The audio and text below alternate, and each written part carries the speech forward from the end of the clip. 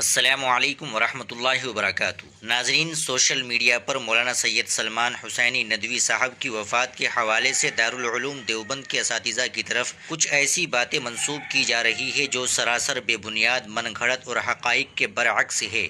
ان منفی باتوں کا مقصد عوام میں انتشار اور بدگمانی پھیلانا ہے۔ اصل حقیقت یہ ہے کہ مولانا سلمان ندوی صاحب کی وفات پر دارالعلوم دیوبند کے کچھ اساتذہ کرام نے اپنی درسگاہوں میں دعائے مغفرت کی۔ اس معاملے کے عینی گواہ اور دارالعلوم دیوبند ہفتم ثانیہ کے ترجمان سمرہ عبدالرب کے مطابق متعلقہ اساتذہ نے سوشل میڈیا پر پھیلائی جانے والی تمام منفی باتوں کی سخت الفاظ میں تردید فرمائی ہے۔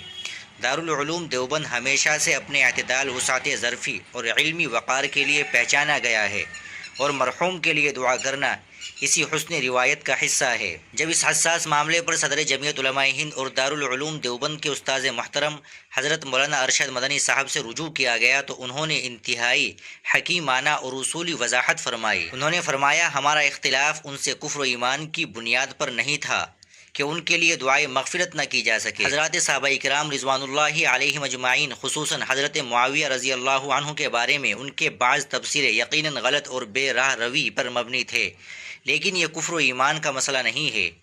مولانا ارشد مدنی صاحب نے نبی کریم صلی اللہ علیہ وسلم کی حدیث پاک یاد دلائی، اذکروا محاسن موتاکم، یعنی اپنے مرحومین کا ذکر ان کی خوبیوں کے ساتھ کیا کرو۔ مولانا مدنی صاحب نے تاکید فرمائی کہ تمام صحابہ کرام ہمارے سروں کے تاج ہے، اللہ نے ان سب سے جنت کا وعدہ فرمایا ہے اور ہمارے علمی اختلاف کا مدار کفر و ایمان نہیں ہے۔ خلاصہ یہ ہے کہ سوشل میڈیا پر جو بھی سنسنی خیز اور من گھڑت باتیں پھیلائی جا رہی ہے وہ سری جھوٹ، بہتان اور بدگمانی پر مبنی ہے۔ ہم تمام مسلمانوں اور بالخصوص سوشل میڈیا صارفین سے اپیل کرتے ہیں کہ ایسی تمام جھوٹی اور من گھڑت تحریروں کو فوراً حذف کر کے بنا کسی ٹھوس تحقیق کے کسی بھی خبر یا آڈیو ویڈیو کو آگے شیئر نہ کرے۔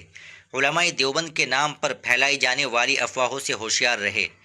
دارالعلوم دیوبند ہمیشہ اعتدال، وسعت ظرفی اور علمی دیانت کا مظہر رہا ہے اور انشاءاللہ ہمیشہ رہے گا۔ اللہ پاک ہمیں سچائی پر قائم رہنے اور فتنوں سے بچنے کی توفیق عطا فرمائے۔ السلام علیکم ورحمۃ اللہ وبرکاتہ۔